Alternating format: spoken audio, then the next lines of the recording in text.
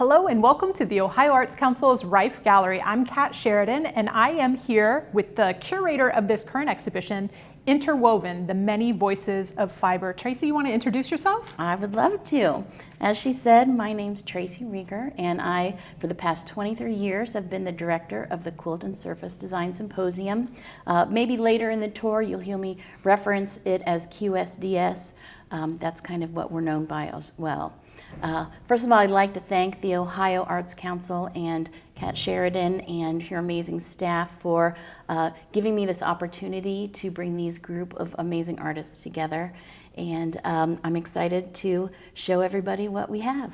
Well, before we go too much further, first let's kind of like baseline QSDS. This is a national and international draw. It's a really big deal. Talk a little bit about that. Yes, this began in 1990. I came in the year 2000, so I've been doing it for the past 23 years. And we bring in artists, teachers from all over the world. And then we also have students, artists who come in from all over the world to take these classes. We not only have 5-day and 2-day classes, but we also have evening activities that bring these people together.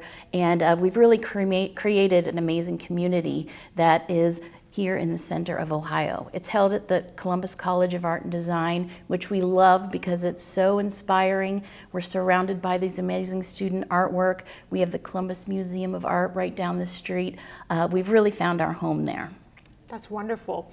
All right, so now you know a little bit more about QSDS, if you didn't know already. Now tell us a little bit about the inspiration behind this exhibition. Like, what was your curatorial ethos here?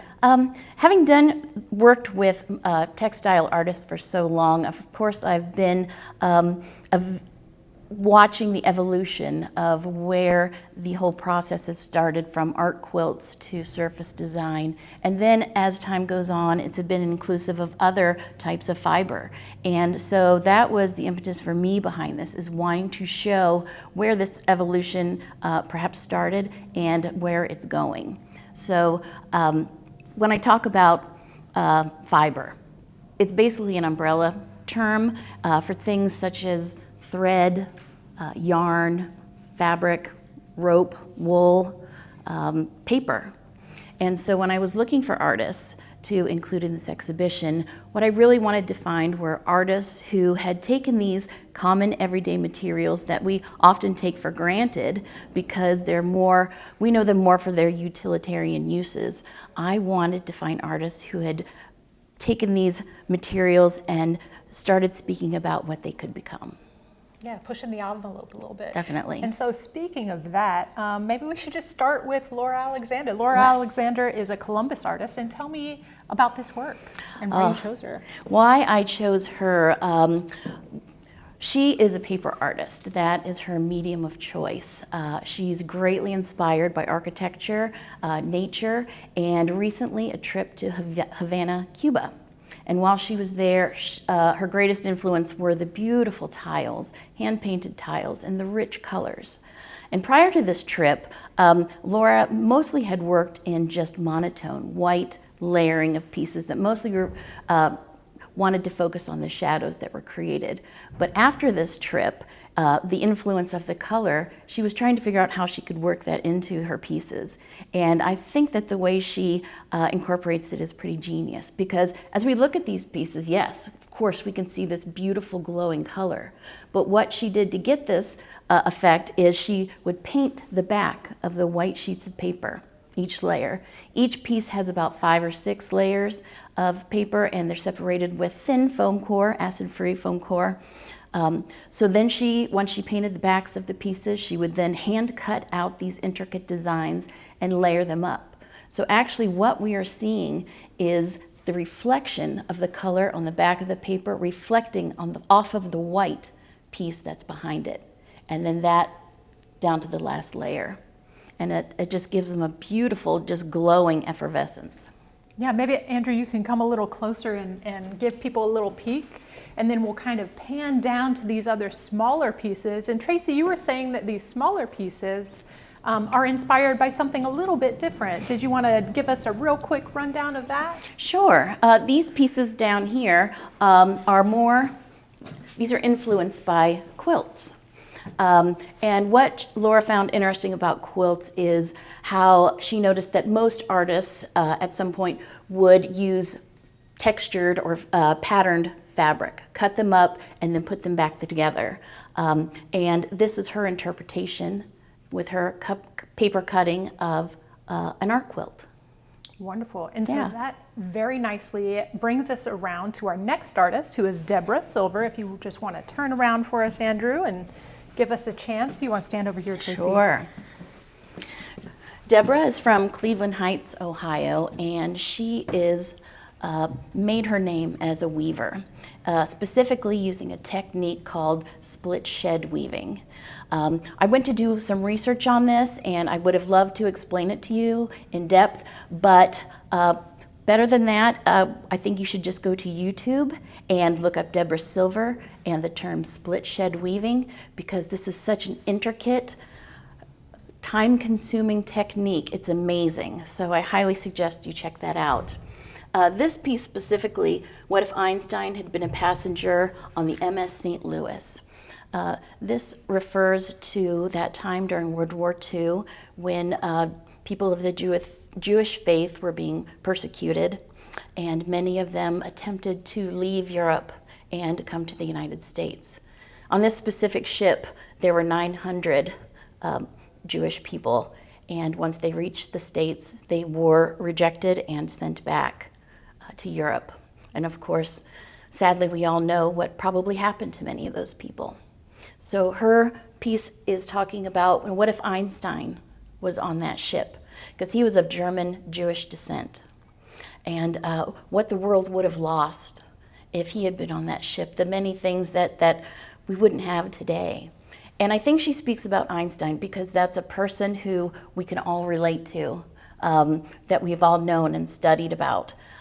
But I think it speaks to a deeper aspect of the whole situation about every one of those 900 people and what they could have brought to the world and to make it a better place. That's a great synopsis. Yeah. Maybe we can just pan across Yes. those next bits and get to our next artist around the corner. Let's talk about Kevin. Okay.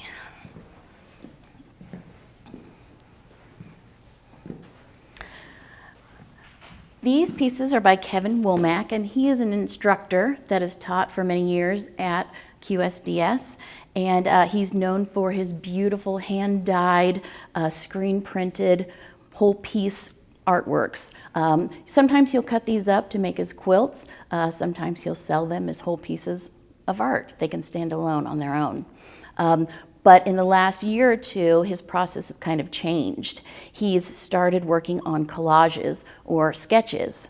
And from these pieces, he'll often take photographs and digitally manipulate them and then print them out, combine them with maybe paper that he found in the trash can from one of the classes he's been teaching that was beautifully painted.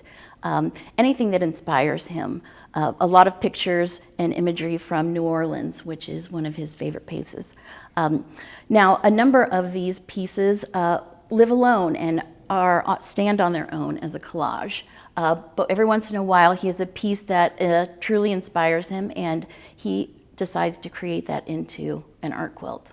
So you were talking about earlier, he makes these collages and then takes a digital image of them and then sends them off to be printed onto fabric, right? Yes. And so yes. when that fabric comes back, then he'll sometimes cut that up, Yes. sometimes use it as is and quilt it. But if you get a little closer to this quilt here, and you can see the sketch is such a great kind of representation. Well, I call it a sketch, but it's really the collage. And then you see that quilt. Man, those quilting lines are out of sight. Yeah. The way that he kind of follows that deep, dark line just kind of radiates with the quilting. Right. It's really wonderful. Even though this piece came as a whole cloth back to him, you can see where he followed the lines of the collage, which on collage is, I believe, one of the wonderful parts of it, are kind of the depth that you can get from them.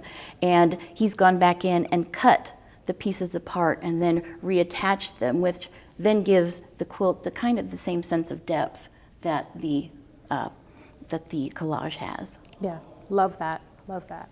All right, so we're right here, and we can switch over and have a look at our next artist, which is Pamela McGregor, longtime Ohio resident. Yes. And tell us, these sculptures are wild. Tell us how this happens. Yes. And step into the light so we can see you.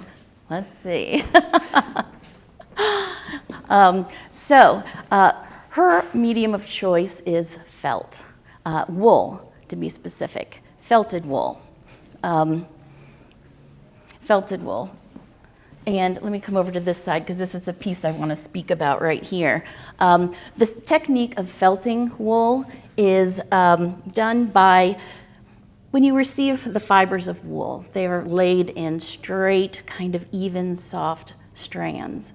And the process of agitating these and combining them and mixing the fibers to the point where they can't come back apart, that's the process of felting. I'm sure many of you have kind of accidentally tossed one of your favorite wool sweaters in the washing machine and then in the dryer, and it comes out about this big, and that is also the process of felting wool. Once these fibers are intertwined, there's no getting them apart. She's also told me that she is quite obsessive about collecting found objects. As we can see, pieces from nature. She loves collecting glass pieces that were once used in chemistry rooms. This piece right here, as I said, was one of my favorites. When I first was looking at her work to choose it for the show, I said, oh, this reminds me of a Fabergé egg. You know, how wonderful. And then as you look closer, you realize that it is called the plumber's dream. And that is because the centerpiece in the center, the copper, is actually the flange from a toilet. And so her ability to kind of take these found objects and give them a totally different life is one of the reasons why I wanted her to be in this exhibition. That's great. That's great. Do you want to pop over here and let's talk about Priscilla's work? Sure. Priscilla is from Alliance, Ohio. Should I come over here? Yeah, sure. Okay. It's from Alliance, Ohio. And Priscilla uses a lot of figurative imagery in her work. This piece is called Not Our Bodies, Ourselves, and it was inspired by a book written in 1970 called Our Bodies, Ourselves. And this was kind of a revolutionary book that spoke about women kind of taking control, autonomy of their own body and their health and their sexuality, and realizing that we had a say in what goes on with ourselves. And the reason that these are combined, they're joined together, it's kind of meant to symbolize that we as women, if we can join together, that we are much stronger than when we are apart. So lift each other up instead of pulling each other down. Wonderful. And then on the flip wall, we have a lot of really wonderful work that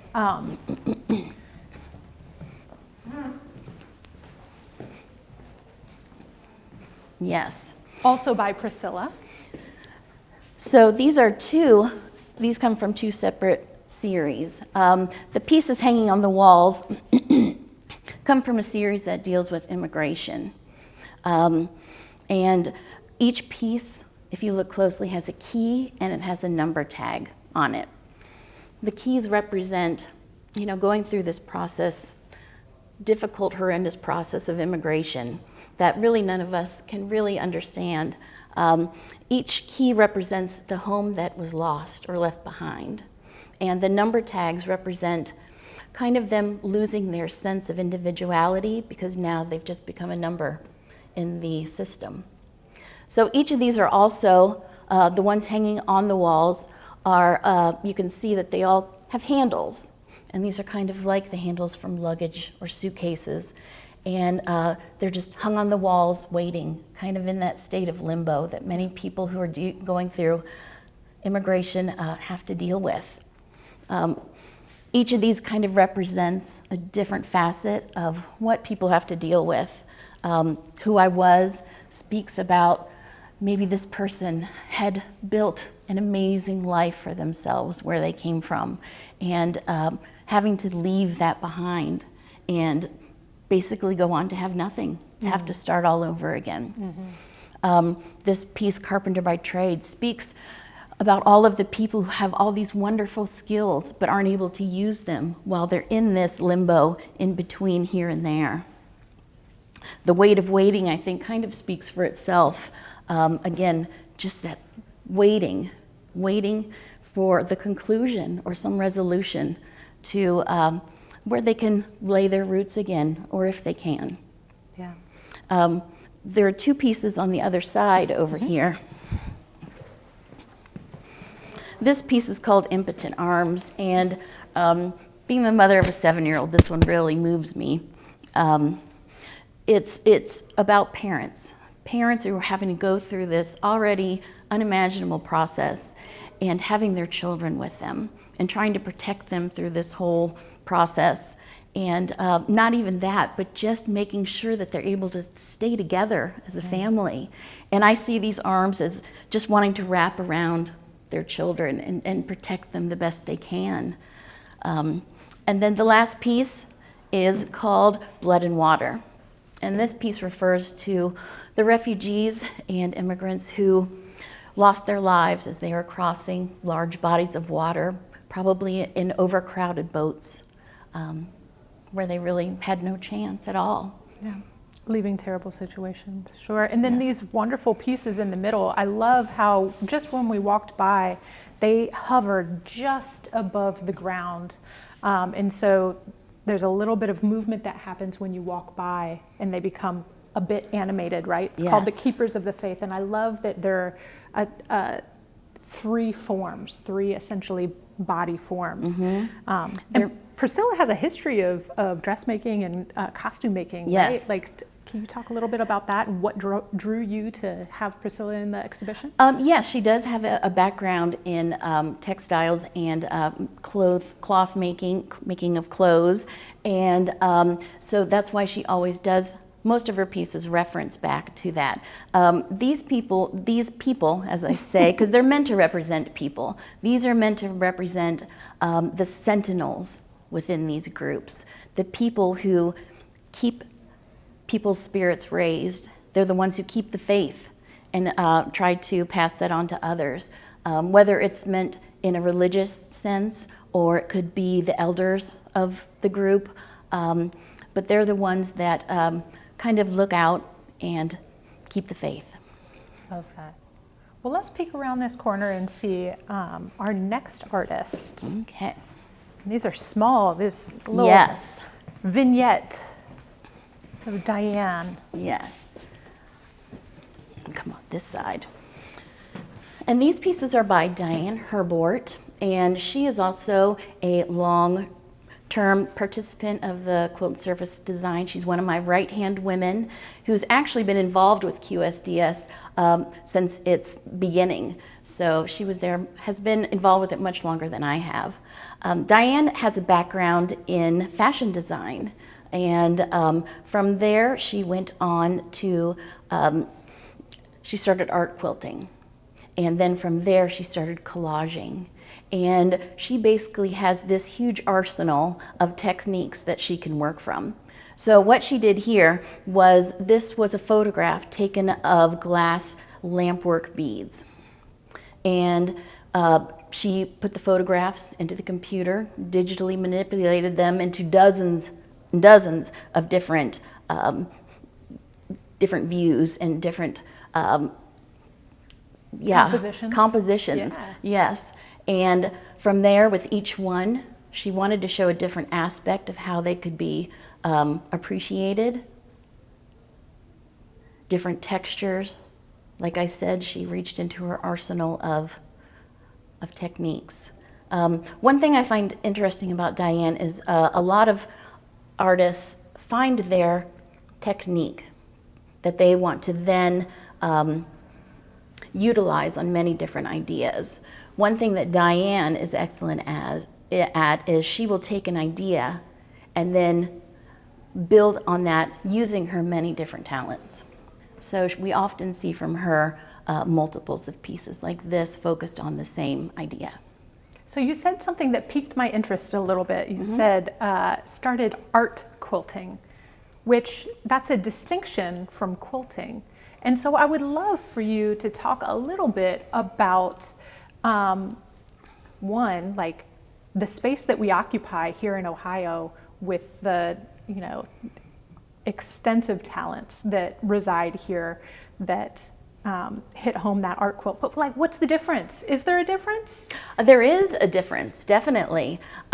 There is definitely a line which over time is being blurred slowly from traditional quilts, which when I say traditional quilts, that means that there are patterns that have been passed down for generations and generations.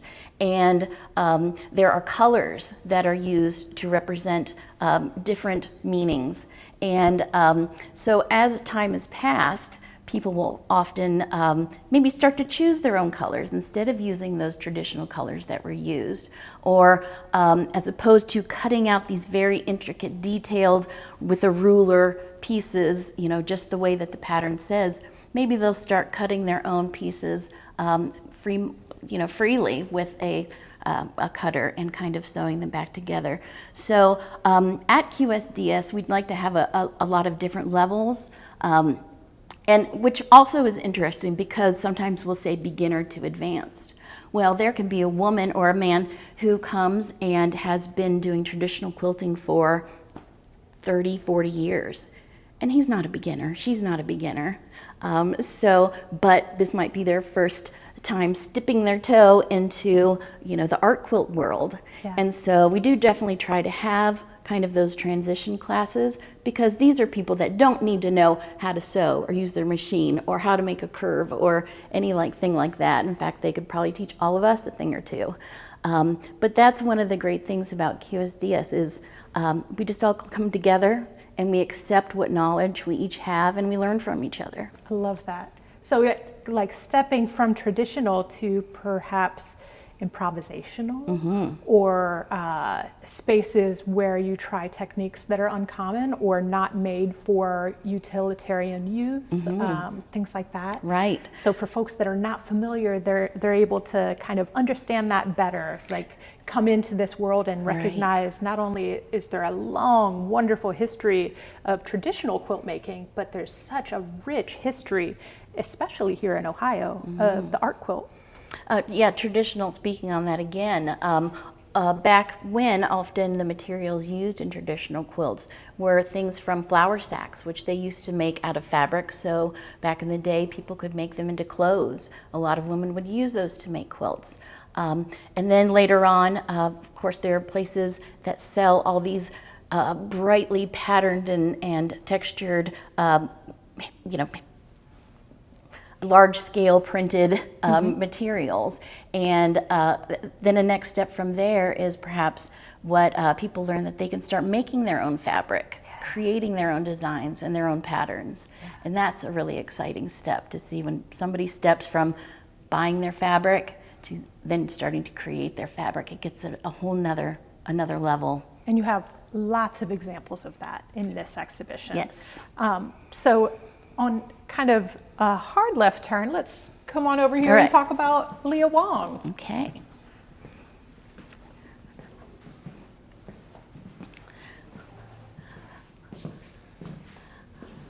Leah is a Columbus artist, and this piece is called Strip of Light.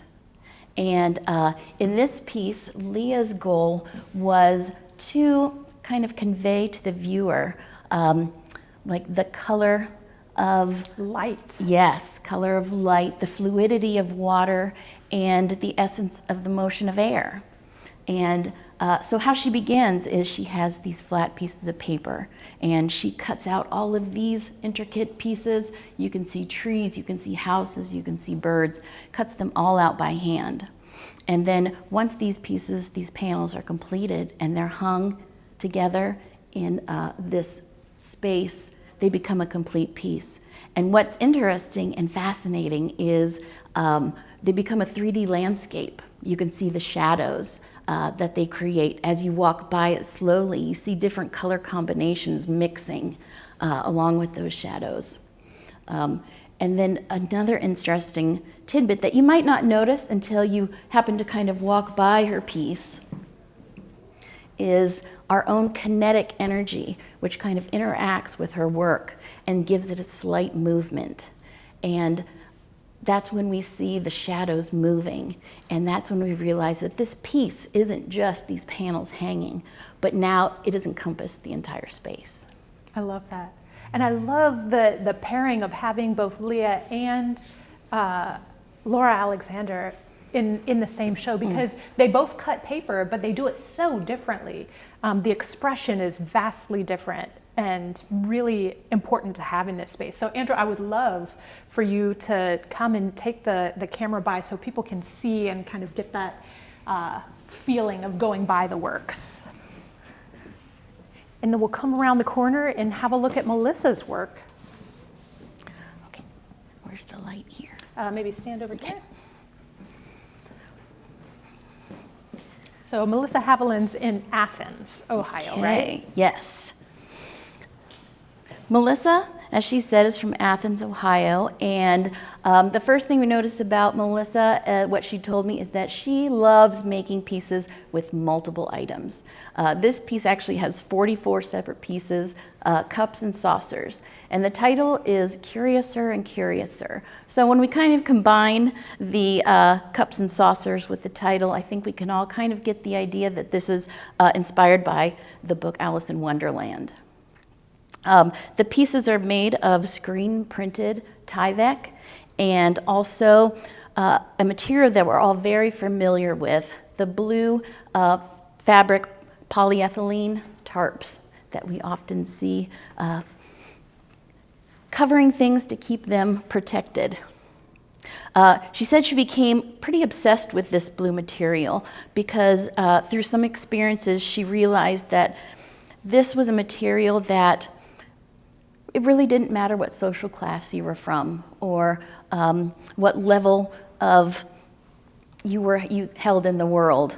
It was used the same way by all. One story that she told was she went to India, because it's not just the tarp, but it's the blue that she's become obsessed with as well in her work. She went to India, and the color that represents the highest caste in India is this beautiful bright blue. And so as they were taken to see these homes, and then as you're looking at the homes and her view slightly turned, in the background she could see these massive neighborhoods of the people of the lowest caste of the people in India. And their homes were not painted this blue, but their homes were actually made of these blue tarps. Their ceilings, their walls, these were their homes. And so that blue, it didn't, it covered all of the social levels in India. What a dichotomy. Yes. It's wild. Mm-hmm. So I think that's a perfect segue for us to completely flip and come over and look at Laura Alexander. And Laura Alexander is up in Cleveland area. What's it say? Broadview Heights. Yes, Broadview Heights, Ohio. And this piece is called Cascade. She was actually a long-term resident of California and then moved to the Ohio area, and she's an avid photographer. And when she moved to this area, she became obsessed with an area of the United States that's called the Rust Belt. And that kind of goes from Cleveland through a different, maybe over to Pittsburgh. And as she was going through this area and photographing, she came across just so many buildings that had been abandoned and left. And she realized that this is a process that happens often in middle class areas where, okay, this piece, it's not good enough, so now we're going to go over here and build it bigger and better, while this space is left empty and it's left to kind of rot and crumble and rust. This is actually a photo that plays into that for sure, but it's the biggest pile of pallets, which when I was chatting with Lauren, something that you should note about this piece is that it's hung a lot higher than the body of this piece than what you would recognize that it would typically be hung. And so she's making sure that we are paying attention to this area. And the title being Cascade, what she talked about was the cascade of impact. So like the ripple effect of what are we doing with this refuse? Is this being tied back in? Is it coming back to us? Is it not? So this cascade becomes a really integral component for you to think about as a viewer. She's asking us to consider this landfill of pallets and what the cascade effect is just by placement and kind of striation of these fibers. It's really interesting. And to even add another layer to that, the process that she uses, she will take these photographs and then upload them to the Walmart website, when it has Walmart print out these tapestries that they produce en masse to anyone who can send them a digital image. And then from there, she begins her process of pulling strings, using bleach, over dyeing, to kind of give it this feel of the disintegration of what's going on in these areas. And the point of her using Walmart is she wants to kind of get the feeling or the idea across of how things that were once made by hand, you know, with care and love, are now being replaced by things that can be produced by technology and automation and, you know, the fear of losing that part of our culture. I love that. All right, well, I think let's take a journey around the corner. Let's do Claire Murray Adams, and then we'll go around and we'll end on Sandy. Okay. How about that? How about we begin with this piece over here, which is one of my favorites. It's called Bean Dreams. She's from Southington, Ohio, and she has been teaching for at QSDS for many years. She is known as, she's made her name as a collage artist or an assemblage artist. This piece includes things such as stained tea bags, used coffee filters. She often will take pictures of her previous works and photocopy them and put them into her piece. This also has paint, sisal, found objects, like I said, thread. And this piece was inspired by her favorite, most trustworthy, hardy summer crop, the green bean.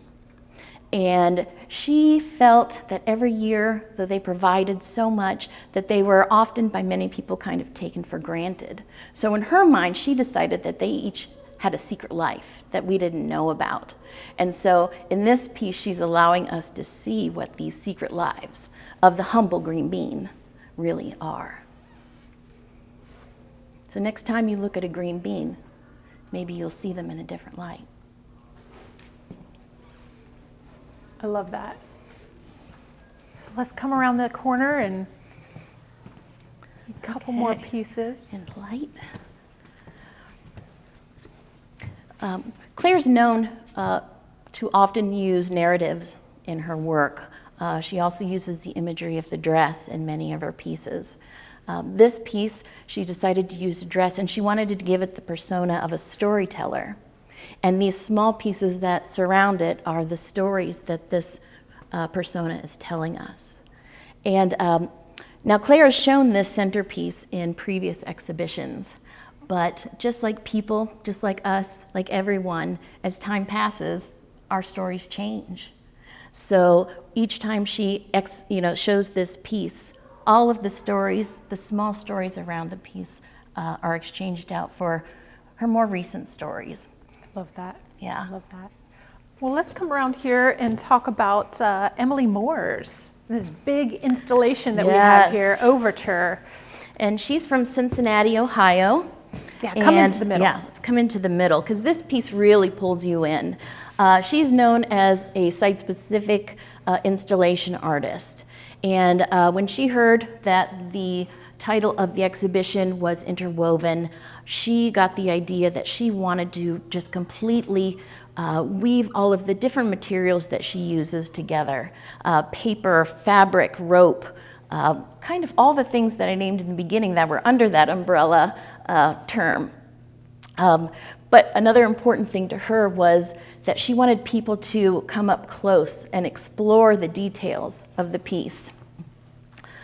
And as you do that, every time you look, you'll see different things.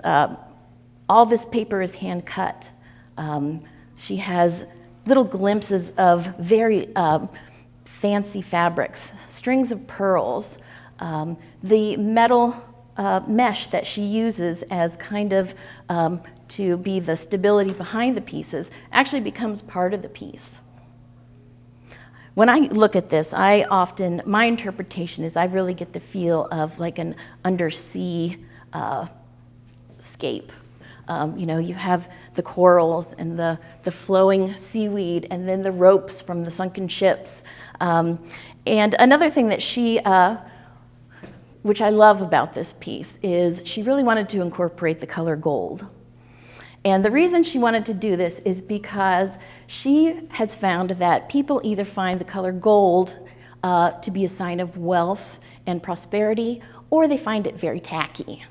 And so her hope is that people will kind of take the gold into consideration, and her greatest hope is that maybe they'll fluctuate between the two thoughts of, oh, wow, that's luscious and rich, but it's a little tacky. So that's her greatest hope with this piece. Yeah. She wants people to kind of become part and sensually be involved with the piece without using the sense of touch. That's great.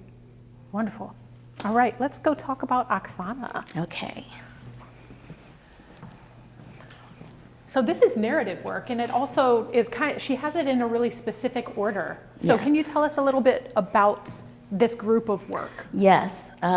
This group of work, first of all, Oksana she was a longtime resident of Ohio, and this piece was inspired by a best friend of hers who fought the battle of cancer and survived. And it's also about her mother who had cancer and chose not to fight and passed away. So this piece, these pieces are meant to console those, not just the people who are fighting this battle inside their bodies, but also their loved ones who are walking beside them. And I apologize, I recently just went through something like this myself. So these really, really move me, yes. If you move past them, you'll notice that within these weavings, she uses some materials called mirror yarn, and she also uses copper wire. And she does this to she wants them to have a feel of more of like a dream or perhaps a memory.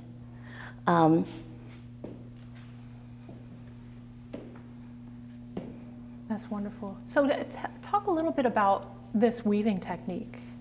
Is it on a loom? This is done on a loom, yes, yes. And like I said, she dyes her own yarns. She incorporates the other elements. She also works from photography that she originally will go and then manipulate on the computer. And she manipulates it until it kind of comes closer to what she can picture in her head and feel in her heart. And then she will make, from that photograph, she'll make a cartoon, is what it's called, which then is laid under the weaving loom. And from that, you can figure out where the weft will go across, which ones you should use. It's a very complicated, labor-intensive process, yes. Many, many hours. Mm-hmm. It's wonderful. So come and get a closer look on those. And then next, did you want to say any more? Oh, no, I was just going to, that one's the one with the copper.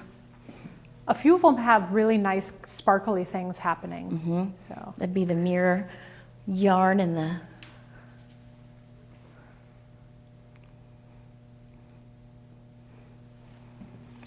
And over here we have Nancy Condon. Now Nancy is similar to Kevin, has collages and quilts. Yes, yes, and she's also a longtime participant of QSDS. Whereas Kevin often will take inspiration from some of his collages, and then turn them into art quilts. Nancy's kind of separated the two. These are more of her, let's get some ideas down, let me do some work, let me get my creative process flowing. But then when we move over here to her art quilts, this is a whole different process. Nancy's also well known for creating her own fabrics, using processes such as screen printing, over dyeing, painting. There are just so many different techniques now, it would take me too long to name them all. But she also works from photographs. She will take a photograph, sometimes of a collage that she's created, sometimes of images that inspire her, oftentimes events that are occurring in the world, things that are surround her every day. She'll combine these in the collage, take a photograph of that, digitally you manipulate it, print that out, and often on paper before she has it printed on paper, because sometimes if she prints it out and she's not happy, she will begin the process all over again. She'll cut it up, paint it, screen print it, add other pieces of collage to it, photograph it, and ship it off to be printed. And then these are all machine quilted. Really rich. Yes. With lots of texture. Yes. Vibrant colors. A lot of her work speaks about the environment and events that are happening in the world that are affecting the environment. That's a great inspiration for her. Specifically here you can see some of her material that has multiple layers of surface design techniques on it, whereas here you can see a piece that is perhaps more an image that has been digitally manipulated, and the combination of all of them together. Perfect. Well, we have one last artist that we should chat about. Yes, another Ohio artist. Yeah, Sandy Schellenberger from Conneaut, Ohio. Yes. And I'm happy to say, I want to stand by this one because I feel this one kind of is what I want to talk about the most, the technique. Sandy, I'm very happy to say, is going to be teaching for us at QSDS in 2024, and that's because I met her through curating this exhibition. So another reason why I'm grateful for this opportunity. Sandy is known for her shibori techniques, and what shibori is, it's a Japanese technique where you many stitches in fabric, and then you pull them tight, and then you dip the fabric, you dye it, and then when you take out the stitches, you get these amazing patterns. So she's very well known for that.